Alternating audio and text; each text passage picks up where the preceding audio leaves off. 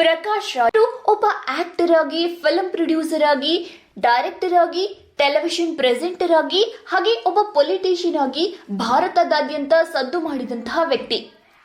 ಇವರು ಕೇವಲ ಕನ್ನಡ ಚಿತ್ರರಂಗದಲ್ಲಿ ಮಾತ್ರವಲ್ಲದೆ ಮಲಯಾಳಂ, ಇಂಗ್ಲಿಷ್, ತೆಲುಗು, ತಮಿಳು, ಹಿಂದಿ ಚಿತ್ರಗಳಲ್ಲೂ ಕೂಡ ನಟನೆ ಮಾಡಿದ್ದಾರೆ.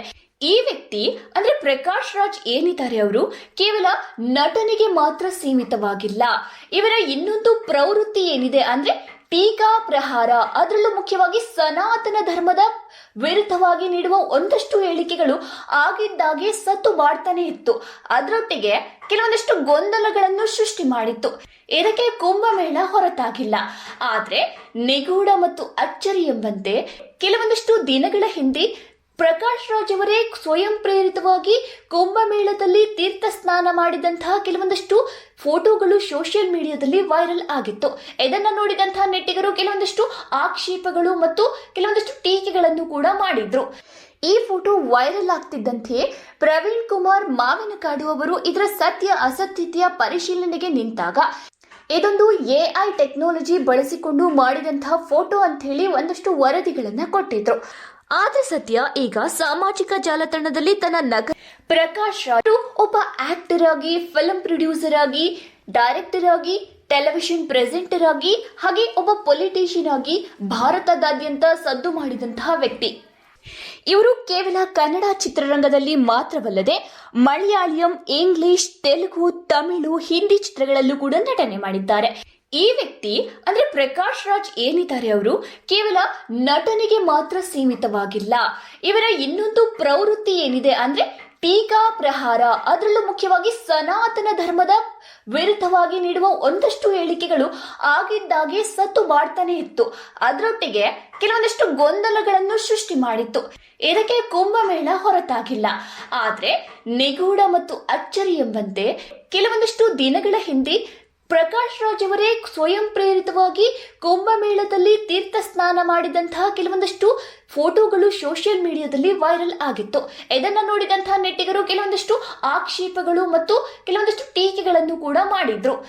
ಈ ಫೋಟೋ ವೈರಲ್ ಆಗ್ತಿದ್ದಂತೆಯೇ ಪ್ರವೀಣ್ ಕುಮಾರ್ ಮಾವಿನಕಾಡು ಅವರು ಇದರ ಸತ್ಯ ಅಸತ್ಯತೆಯ ಪರಿಶೀಲನೆಗೆ ನಿಂತಾಗ ಇದೊಂದು ಎಐ ಟೆಕ್ನಾಲಜಿ ಬಳಸಿಕೊಂಡು ಮಾಡಿದಂತಹ ಫೋಟೋ ಅಂತ ಹೇಳಿ ಒಂದಷ್ಟು ವರದಿಗಳನ್ನ ಕೊಟ್ಟಿದ್ರು.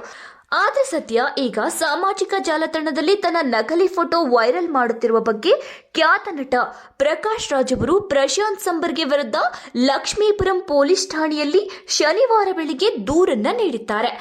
ಪ್ರಶಾಂತ್ ಸಂಬರ್ಗಿ ತನ್ನ ಖ್ಯಾತಿಗೆ ಕುತ್ತು ತರುವ ಉದ್ದೇಶಪೂರ್ವಕವಾಗಿಯೇ ಫೇಸ್ಬುಕ್ನಲ್ಲಿ ತನ್ನ ಹೆಸರನ್ನ ಬಳಸಿ ಎಐ ಬಳಸಿ ಸೃಷ್ಟಿಸಿದ ಫೋಟೋವನ್ನ ಬಳಸಿದ್ದು ಸುಳ್ಳು ಶೀರ್ಷಿಕೆ ನೀಡಿದ್ದಾರೆ ಎಂದು ದೂರಿನಲ್ಲಿ ಪ್ರಕಾಶ್ ರಾಜ್ ಉಲ್ಲೇಖಿಸಿದ್ದಾರೆ.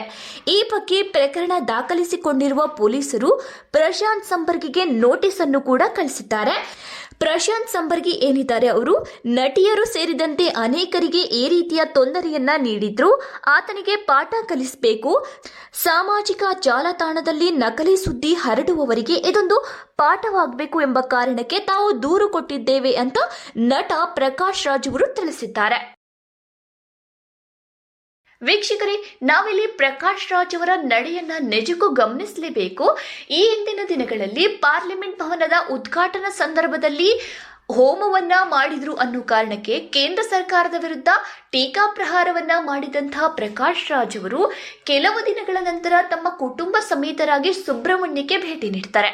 ಸೊ ಈ ಎಲ್ಲಾ ಸಂಬಂಧಿತ ಘಟನೆಗಳನ್ನ ನಾವು ಒಂದಷ್ಟು ಅಬ್ಸರ್ವ್ ಮಾಡಿದ್ರೆ ಅವರು ಹೇಳೋದು ಒಂದು, ಮಾಡೋದು ಒಂದು ಅನ್ನೋ ರೀತಿಯಲ್ಲೇ ನಡ್ಕೊಂತಿದ್ದಾರೆ.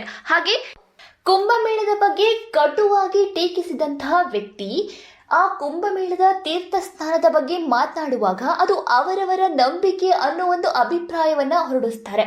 ಹೀಗಿರುವಾಗ ತಮ್ಮ ಹೇಳಿಕೆಗಳು ಮತ್ತು ನಿಲುವುಗಳಲ್ಲೇ ಅವರಿಗೆ ಗೊಂದಲಗಳು ಇವೆ ಅಂತಾದ್ರೆ ಪ್ರಪಂಚದ ಮುಂದೆ ಬಂದು ಇದು ಸರಿಯಿಲ್ಲ, ಅದು ಸರಿಯಿಲ್ಲ ಅಂತ ತಮ್ಮ ನಿಲುವುಗಳನ್ನ ಪ್ರದರ್ಶನ ಮಾಡೋದು ಯಾವ ರೀತಿಯ ನ್ಯಾಯ?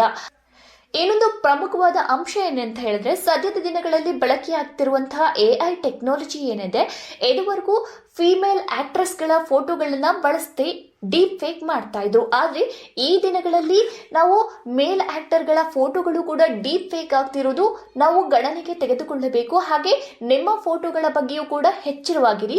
ಸೋಷಿಯಲ್ ಮೀಡಿಯಾದಲ್ಲಿ ನಿಮ್ಮ ಫೋಟೋಗಳನ್ನ ಅಪ್ಲೋಡ್ ಮಾಡೋಕ್ಕೂ ಮುಂಚೆ ಒಂದು ಬಾರಿ ಯೋಚನೆ ಮಾಡಿ, ಇದರ ಅವಶ್ಯಕತೆ ನನಗಿದೆಯಾ, ನಿಜಕ್ಕೂ ಲೈಕ್ಸು ಕಮೆಂಟ್ಸ್ಗೋಸ್ಕರ ಫೋಟೋಗಳನ್ನ ಅಪ್ಲೋಡ್ ಮಾಡಿ ನಿಮ್ಮ ಭವಿಷ್ಯವನ್ನ ಹಾಳು ಮಾಡ್ಕೋಬೇಡಿ. ಇದ್ರ ಬಗ್ಗೆ ನೀವು ಗಮನನ ಹರಿಸಲೇಬೇಕಾಗತ್ತೆ. ಹಾಗೆ ಪ್ರಕಾಶ್ ರಾಜ್ ಅವರ ಈ ನಿಲುವು ಕೂಡ ಒಂದು ರೀತಿಯಲ್ಲಿ ಒಳ್ಳೆಯದು. ಯಾಕೆಂದ್ರೆ ಸುಳ್ಳು ಪ್ರಚಾರಗಳನ್ನ ವೈರಲ್ ಮಾಡುವಂತಹ ವ್ಯಕ್ತಿಗಳಿಗೆ ಇದೊಂದು ಪಾಠವಾಗುತ್ತೆ. ಹಾಗೆ ನಿಮ್ಮಲ್ಲೂ ಯಾರಾದ್ರೂ ಈ ರೀತಿಯ ಸಮಸ್ಯೆಗೆ ಬಲಿಯಾಗಿದ್ರೆ ದಯವಿಟ್ಟು ಪೊಲೀಸ್ ಕಂಪ್ಲೇಂಟ್ ನ ಕೊಡಿ. ಇದರಿಂದ ಕೆಲವೊಂದಷ್ಟು ಸಮಸ್ಯೆಗಳಿಗೆ ಪರಿಹಾರ ಅಂತೂ ಸಿಕ್ಕತ್ತೆ. ಈ ವಿಡಿಯೋ ನಿಮಗೆ ಇಷ್ಟವಾದ್ರೆ ಒಂದು ಲೈಕ್ ಕೊಡಿ. ಹಾಗೆ ನೀವಿನ್ನು ನಮ್ಮ ಚಾನಲ್ಗೆ ಸಬ್ಸ್ಕ್ರೈಬ್ ಮಾಡಿಲ್ಲ ಅಂದ್ರೆ ದಯವಿಟ್ಟು ಸಬ್ಸ್ಕ್ರೈಬ್ ಮಾಡಿ.